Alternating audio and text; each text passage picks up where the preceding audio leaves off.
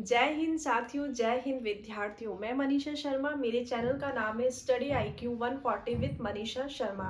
पिछली क्लास में हमने मनोविज्ञान का प्रकृति पढ़ी थी, जिसमें हमने देखा था मनोविज्ञान की क्या विशेषता है और मनोविज्ञान का क्या गुण है और क्या उसकी विशेषता है। तो पिछली क्लास में हमने मनोविज्ञान की प्रकृति देखी थी। आज की क्लास में हम देखेंगे कि मनोविज्ञान की शाखा। आरपीसी में से इसमें से क्वेश्चंस पूछ लिया जाता है। इसमें से क्वेश्चंस की जो ये पूछा जाता है कि मनोविज्ञान की शाखा है, उसमें आपके है या नहीं टाइप का क्वेश्चन पूछ लिया जाता है। तो आज हम देखेंगे मनोविज्ञान की शाखा। मनोविज्ञान की शाखा, इसमें से क्वेश्चंस का जो टाइप होता है, इसमें है या नहीं है, इस टाइप का क्वेश्चंस पूछ लेती है आरपीसी। मतलब मनोविज्ञान की शाखा, निम्न से मनोविज्ञान की शाखा है या नहीं है, तो इस टाइप का क्वेश्चंस होता है। अब इसमें आपको मनोविज्ञान की जो शाखा है वो मुख्य रूप से तो दो है, लेकिन उसको तीन भागों में बांटा गया है। जो नया जो मनोविज्ञान की शाखा बनी वो आपकी पशु मनोविज्ञान की शाखा बनी है। तो आप पहले इसको इस तरीके से मनोविज्ञान की शाखा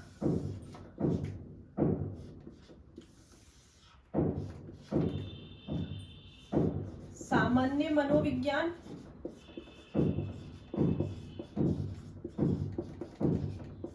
ये आपकी पहली है।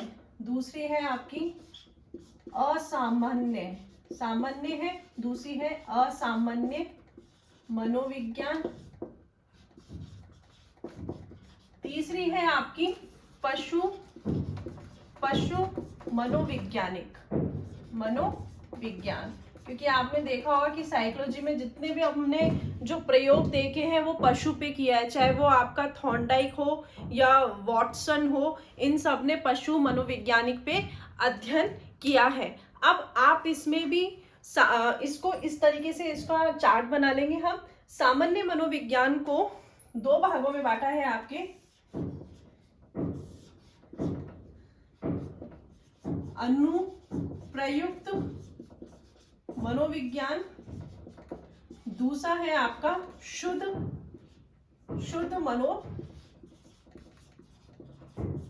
मनोविज्ञान। आपके मनोविज्ञान की शाखा तीन भागों में बांटी गई है, जिसमें मुख्य रूप से आपकी दो शाखा होती है, सामान्य मनोविज्ञान, दूसरा होता है असामान्य मनोविज्ञान। तीसरा हमने उसको पशु मनोविज्ञान में बांटने का कारण क्या है कि जितने भी हमारे मनोवैज्ञानिक हुए हैं उन्होंने पशुओं पे अपना प्रयोग किया है, चाहे वो आपका थॉर्नडाइक हो, चाहे वो आपका वॉटसन हो। इसलिए इसको पशु मनोविज्ञान को तीसरे रूप में आजकल चलन हो गया है, क्वेश्चंस पूछ भी लेते हैं इसमें से भी। तो आपको सामान्य मनोविज्ञान में दो भागों में बांटा है, अनुपयुक्त मनोविज्ञान, दूसरा है शुद्ध मनोविज्ञान। एक बार आप इसका स्क्रीनशॉट ले लीजिए।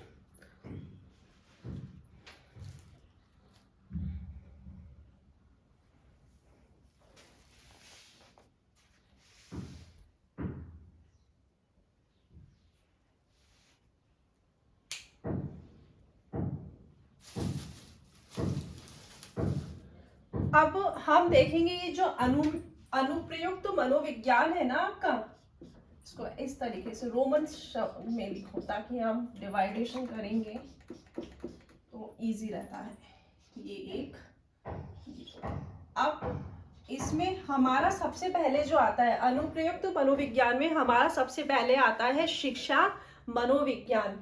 शिक्षा मनो, इसमें से सिर्फ यही पूछता है शाखा शामिल है या नहीं है, इसके अंदर ज्यादा गहराई से जाने की जरूरत नहीं, क्योंकि वो उसका अब जैसे शिक्षा मनोविज्ञान है तो मनोविज्ञान में आता है क्या, शिक्षा मनोविज्ञान हम पढ़ ही रहे हैं, शिक्षा मनोविज्ञान क्या होता है। तो आपसे बस यही पूछेगा कि मनोविज्ञान की शाखा के अंदर कौन से विषय को शामिल किया है और कौन से को नहीं किया है, तो उस टाइप का क्वेश्चन पूछेगा। पहला है आपका शिक्षा मनोविज्ञान, शिक्षा मनोविज्ञान। दूसरा है ये शिक्षा मनोविज्ञान नोट, फिर दूसरा है आपका औद्योगिक मनोविज्ञान। ये पूरा आ जाएगा क्या इस पे ऐसे, शिक्षा मनोविज्ञान, औद्योगिक मनोविज्ञान, तीसरा है आपका सैन्य मनोविज्ञान,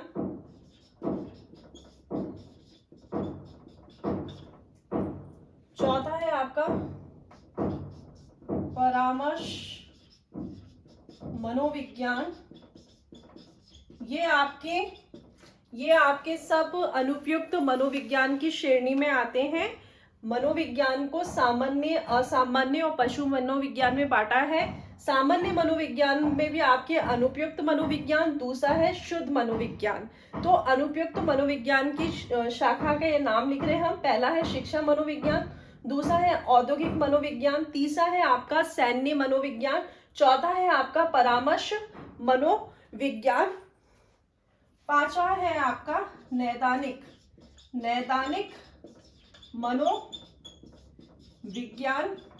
पांचवा है आपका नैदानिक मनोविज्ञान, छठा है आपका खेल का मनोविज्ञान। ये आपको पता होना चाहिए, क्वेश्चंस कुछ भी पूछ सकता है, कौन कौन सी शाखा में शामिल है। सातवां है आपका विधि का मनोविज्ञान, आठवां है आपका अपराध मनोविज्ञान,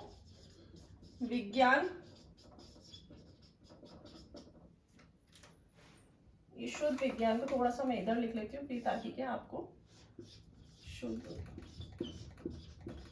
मनोविज्ञान, ये आठवां है आपका अपराध का मनोविज्ञान, नौवां है आपका अभियांत्रिक का मनोविज्ञान,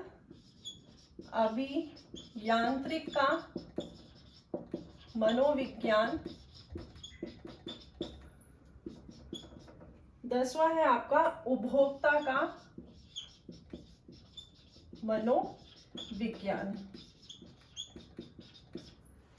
ये आपके थे सामान्य मनोविज्ञान। सामान्य मनोविज्ञान में आपका अनुपयुक्त मनोविज्ञान, दूसरा है आपका शुद्ध मनोविज्ञान। इसमें हमने आप बांटा है शिक्षा मनोविज्ञान, औद्योगिक मनोविज्ञान। ये आजकल साइकोलॉजी के सब्जेक्ट की बहुत ज्यादा डिमांड है। साइकोलॉजी का जो मतलब अप्लाइड करते हैं ना, वो हर कैटेगरी में हर जगह हम करते हैं, चाहे वो हमारा शिक्षा हो, उद्योग हो, सेना हो, परामर्श मनोविज्ञान हो, नैदानिक कोई उपचार संबंधी हो, आपका खेल मनोविज्ञान हो, विधि में हो, और अपराध मनोविज्ञान हो, अभियांत्रिक मनोविज्ञान हो, उपभोक्ता मनोविज्ञान हो, तो ये सब अनुपयुक्त मनोविज्ञान की श्रेणी में आते हैं। ये अनुपयुक्त मनोविज्ञान की श्रेणी में आते हैं। एक बार आप इसका स्क्रीनशॉट ले लीजिए या नोट डाउन भी कर सकते हैं।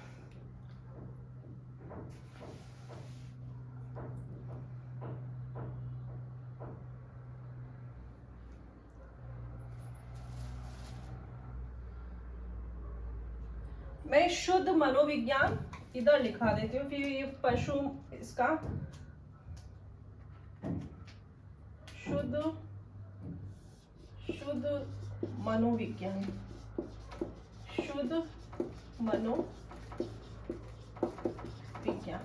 आप शुद्ध मनोविज्ञान को भी इसकी कैटेगरी में बांट रखा है। शुद्ध मनोविज्ञान में क्या क्या आता है आपका? सबसे पहले आता है दैहिक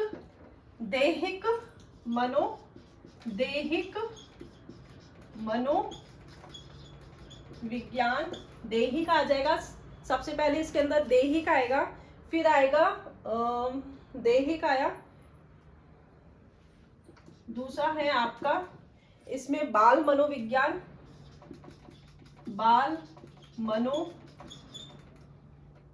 इसके भी बहुत सारे हैं श्रेणी में, या तो मैं इसको मिटा करके,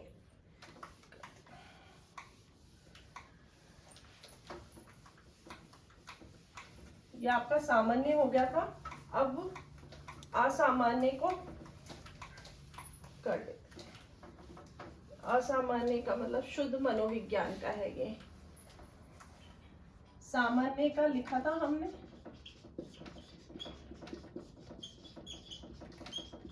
ये आपका फर्स्ट, दूसरा है असामान्य,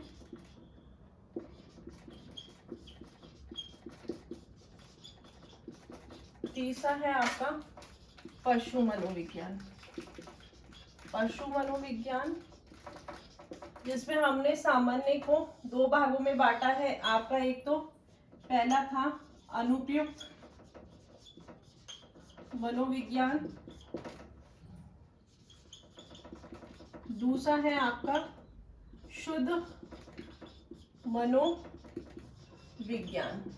आपने अनुपयुक्त मनोविज्ञान को तो लिख ही लिया है। अब मैं आपकी ये जो शुद्ध मनोविज्ञान है इसके जो कौन कौन सी शाखा आती है उसके बारे में आपको नोट डाउन करवाती हूँ। तो शुद्ध मनोविज्ञान में पहला आ जाएगा आपका दैहिक मनोविज्ञान।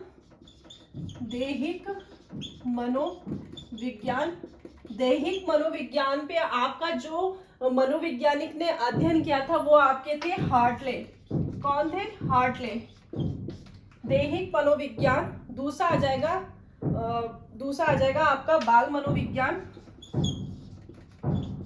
बाल मनोविज्ञान, इसमें आपके थे स्टैनहॉल। हॉल ने अध्ययन किया है। शॉर्ट फॉर्म में लिखवा रही हूँ ताकि आपको याद हो जाए। तीसरा है आपका विकासात्मक मनोविज्ञान। विकासात्मक मनोविज्ञान पे अध्ययन करने वाले आपके फेमस जो आपके मनोवैज्ञानिक थे बाल विकास मनोविज्ञान पे अध्ययन करने वाले वो आपके थे जीन पियाजे। जीन पियाजे की थ्योरी अपने आप में साइकोलॉजी में बहुत इंपॉर्टेंट थ्योरी है। इस पे जो विकासात्मक मनोविज्ञान पे जो अध्ययन किया था वो आपके जीन पियाजे थे। जीन पियाजे थे। ये था आपका विकासात्मक मनोविज्ञान। चौथा है आपका प्रायोगिक मनोविज्ञान। प्रायोगिक मनोविज्ञान पे अध्ययन करने वाले थे आपके विलियम वुंड। प्रायोगिक मनोविज्ञान। पांचवा है आपका व्यक्तिक मनोविज्ञान। जिनके मैं नाम लिखवा रही हूँ ना, जिन्होंने अध्ययन किया था वो सब इंपॉर्टेंट है आपके। इंपॉर्टेंट है क्योंकि इसमें से पूछे थे किसने इस पे अध्ययन किया है, ये सब इंपॉर्टेंट है। व्यक्तिक। छठा है आपका समूह मनोविज्ञान या सामुदायिक मनोविज्ञान। समूह मनोविज्ञान।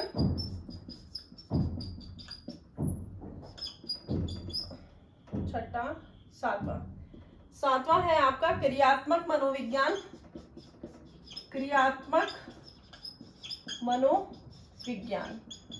एक बार आप इसका स्क्रीनशॉट ले सकते हैं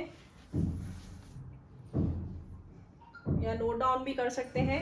ये शुद्ध मनोविज्ञान में आपका दैहिक मनोविज्ञान, बाल मनोविज्ञान, विकासात्मक मनोविज्ञान, प्रायोगिक मनोविज्ञान। पांचवा है व्यक्तिक मनोविज्ञान। छठा है समूह मनोवैज्ञानिक। सातवां है आपका क्रियात्मक मनोविज्ञान। अब आप आठवां लिखोगे। आठवां है आपका परा मनोविज्ञान। इसका अध्ययन किया था आपका जेबी राइन ने। जिनके मैंने मनोवैज्ञानिक लिखे वो इंपॉर्टेंट है आपका दैहिक मनोविज्ञान, बाल मनोविज्ञान, जीन पियाजे, आपका प्रायोगिक मनोविज्ञान के विलियम वुंड और आपके परा मनोविज्ञान के जेबी राइन। ये थे आपके शुद्ध मनोविज्ञान। शुद्ध मनोविज्ञान पे अध्ययन करने वाले और शुद्ध मनोविज्ञान में जो मनोविज्ञान की शाखा थी वो आपके दैहिक मनोविज्ञान, बाल मनोविज्ञान, विकासात्मक मनोविज्ञान, प्रायोगिक मनोविज्ञान, आपके व्यक्तिक मनोविज्ञान। छठा है आपका समूह मनोविज्ञान। सातवां है क्रियात्मक मनोविज्ञान। आठवां है परा मनोविज्ञान। परा मनोविज्ञान के हैं आपके जेबी राइन है। ये आप इसको नोट डाउन कर लीजिए या इसका स्क्रीनशॉट भी ले सकते हैं। ये आपका आठवां है। इसमें आपका नौवां भी आ जाएगा शिक्षा धर्म। शिक्षा धर्म की क्लास भी दी जाती है ना साइकोलॉजी में, तो शिक्षा धर्म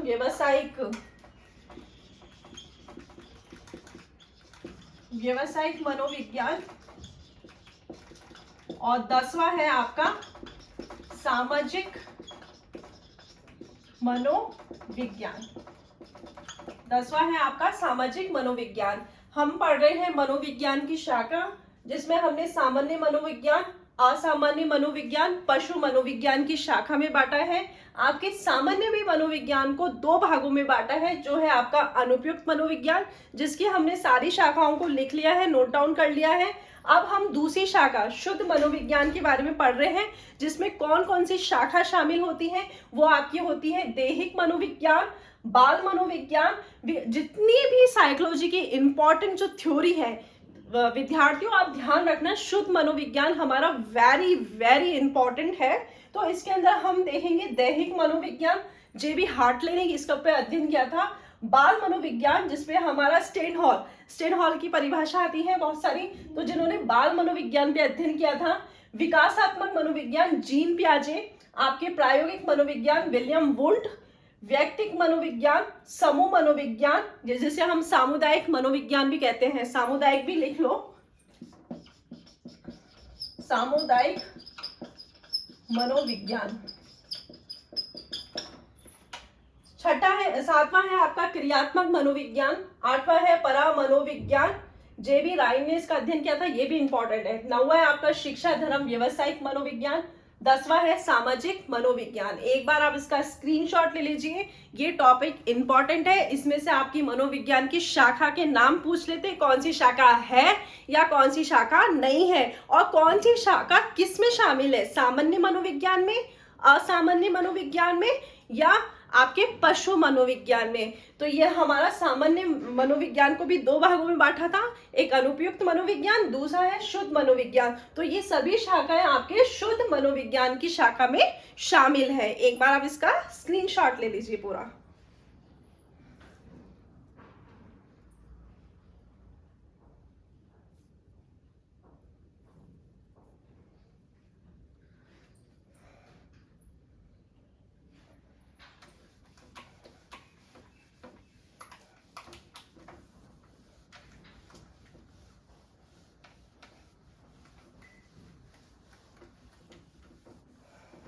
अब हम देखेंगे पशु मनोविज्ञान। पशु मनोविज्ञान का अध्ययन हम तुलनात्मक मनोविज्ञान के रूप में अध्ययन करते हैं, जिसमें आपके थॉर्नडाइक और वॉटसन का योगदान माना जाता है। इसका अध्ययन हम तुलनात्मक मनोविज्ञान के रूप में अध्ययन करते हैं। वैसे मुख्य रूप से तो आपके यही है, मुख्य रूप से तो आपके दो शाखा यही है, मुख्य रूप से तो यही है आपकी सामान्य मनोविज्ञान, असामान्य मनोविज्ञान। लेकिन आजकल तीसरे जो भाग है वो पशु मनोविज्ञान के रूप में भी इसका अध्ययन करने लग गए हैं, जिसमें आपका तुलनात्मक रूप से मनोविज्ञान के रूप में अध्ययन किया जाता है, जिसमें आपके थॉर्नडाइक और वॉटसन का नाम आता है, जिसमें आपके तुलनात्मक रूप से अध्ययन करते हैं, जिसमें आपके थॉर्नडाइक व वॉटसन का योगदान है, वॉटसन का योगदान है। ये आप इसको नोट डाउन कर लीजिए। शुद्ध मनोविज्ञान में आपके पशु मनोविज्ञान में आपके थॉर्नडाइक और वॉटसन आते हैं, जिनका योगदान है। ये तुलनात्मक मनोविज्ञान के रूप में इसका अध्ययन किया जाता है। एक बार आप इसका भी स्क्रीनशॉट ले लीजिए।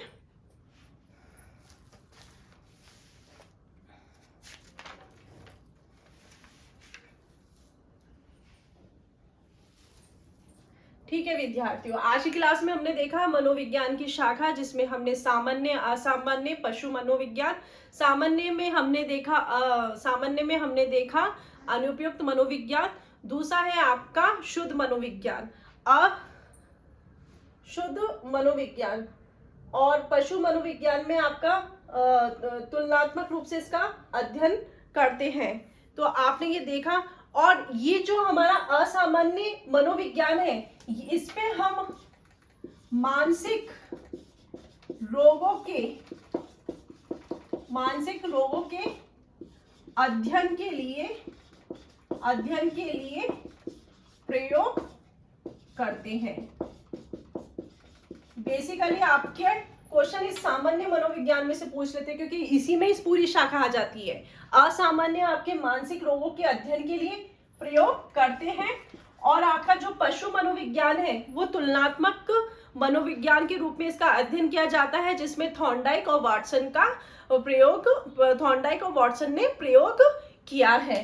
तो आज की क्लास यहीं पे समाप्त होती है। आज की क्लास में हमने मनोविज्ञान की शाखा पढ़ी और कल की क्लास में हम देखेंगे कि मनोविज्ञान की क्या देन है, मनोविज्ञान को शिक्षा में क्या देन है, उसके बारे में हम कल देखेंगे। जय हिंद साथियों, जय हिंद विद्यार्थियों, नमस्कार।